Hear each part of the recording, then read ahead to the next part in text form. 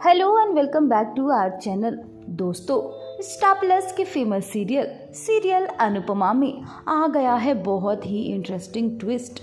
दरअसल यहाँ पे अनुपमा को जानलेवा बीमारी है और ये बात तो आप सबको पता है। और अनुपमा की अब डेथ हो चुकी है, क्योंकि जब वो लोग डॉक्टर के पास पहुंचते हैं तो एकदम बीमारी लास्ट स्टेज में होती है, जिसे बचाना नामुमकिन है और अनुपमा की डेथ हो जाती है। अब जैसे ही अनुपमा की डेथ होती है, यहाँ आद्या और अनुज का रो रो कर बुरा हाल है। मतलब एक तरीके से कहें तो आद्या और अनुज की तो दुनिया ही उजड़ गई। उनके लिए तो उनकी पूरी संसार थी अनुपमा, और देखिए यहाँ पे अनुपमा का ये हाल हो गया।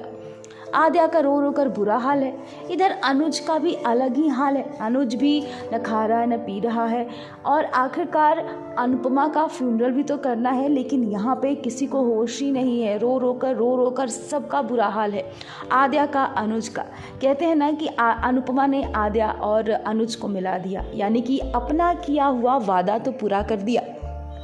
लेकिन अब जब बारी थी तीनों को एक हैप्पी फैमिली के जैसे रहने की, उसी समय अब यहाँ पे जो अनुपमा है वो अनुज को इस मझधार में अकेले छोड़कर चली गई। और अनुज बार बार यही कहकर रो रहा है कि तुम मुझे अकेले छोड़कर क्यों चली गई। देखिए यहाँ पे अब बारी आती है फ्यूनरल की, क्योंकि डेड बॉडी को कोई कितना देर तक रखेगा। फ्यूनरल के लिए ले जाया जाता है, जहाँ पे आद्या और अनुज मिलकर अनुपमा का अंतिम संस्कार करते हैं। जैसे ही अनुपमा की चिता में अब यहाँ पे आग लगाया जाता है आद्या के द्वारा, उसके बाद तो आद्या दहाड़ मार मार कर रोने लगती है।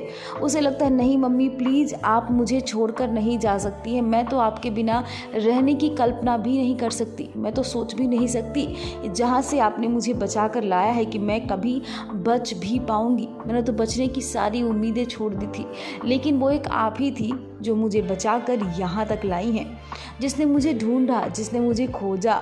मैं तो गुम सी हो गई थी और आज आप जा रही हैं। अनुज का भी वैसे ही रो रो कर बुरा हाल है। आशा भवन के जितने मेंबर हैं वो यही सोच रहे हैं कि आशा भवन अब कैसे चलेगा। आशा भवन की अनुपमा सबसे मजबूत स्तंभ थी, जिसकी वजह से चल रहा था। लेकिन अब सबसे बड़ा सवाल कि आद्या और अनुज अनुपमा के बिना कैसे रह पाएंगे।